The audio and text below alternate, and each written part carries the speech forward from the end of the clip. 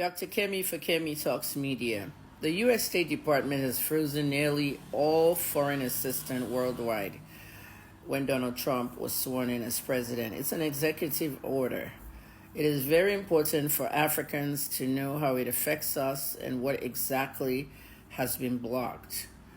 There is an agency called the USAID. USAID gives money to Nigeria, Ghana, and many African countries around the world and whatnot.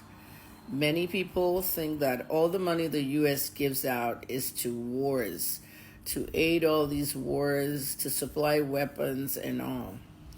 They have actually given us money as well to fight Boko Haram in Nigeria, $2.5 billion to be precise, by President Obama. And you all know what happened to that money. Obama was very, very angry, did not visit Nigeria.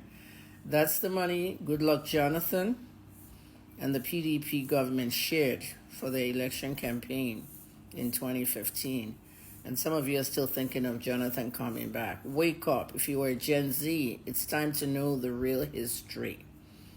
The money that's affecting us right now should not really be affecting us. We're a country of 200 million. We have oil and gas.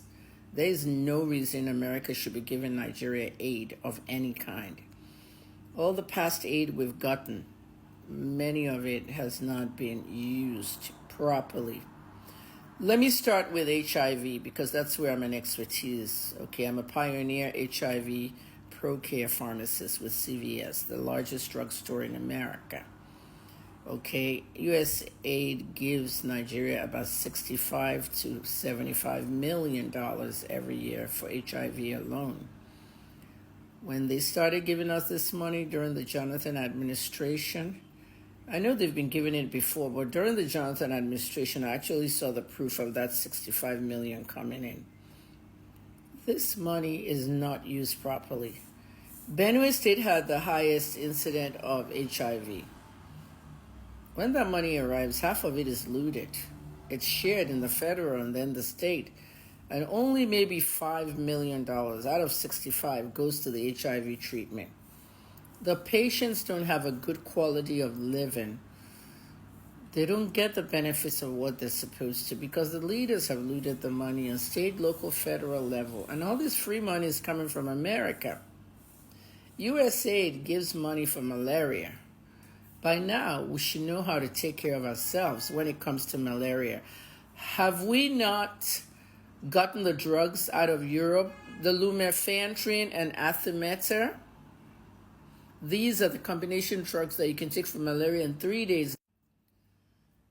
Better therapy, better education. And at the end of the day, we don't need money for malaria aid. I've talked about this earlier this week. Listen to what Ibrahim Traoré said in Burkina Faso. We've been receiving aid from France for 60 years and we're still poor. Educate the people in Nigeria. Educate parents and families about malaria. We can manage malaria properly. We can manage polio.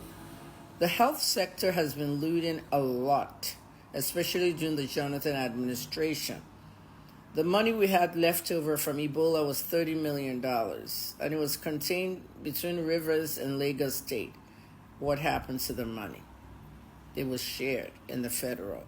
Kudos to Donald Trump for freezing all aid for 90 days. Let's see what happens after that 90 days. Marco Rubio is the new Secretary of State. I think when people like me and you start to speak back on these bogus programs, then the United States will stop giving us aid. We need to be dependent on ourselves. And as Mr. Trump says, make America great again, America first. Why don't we make Nigeria great again and Nigeria first instead of begging for money from foreign aid? And it's not just the United States. Other countries are giving us aid, and yet that money is being looted.